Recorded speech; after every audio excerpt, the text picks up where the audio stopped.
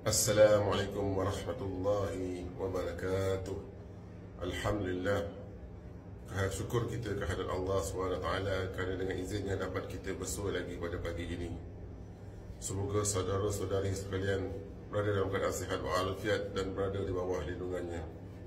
Sahabat-sahabat semua, jika kita melakukan kesalahan kepada Allah SWT atau kita melakukan kesalahan kepada ibu bapa kita, majikan-majikan kita dan juga orang-orang atasan kita, yang mana satu yang membuatkan hati kita berdebar ataupun merasa takut? Kepada majikan kita, ibu bapa kita, orang atasan kita, atau kepada Allah SWT? Cubalah renungkannya.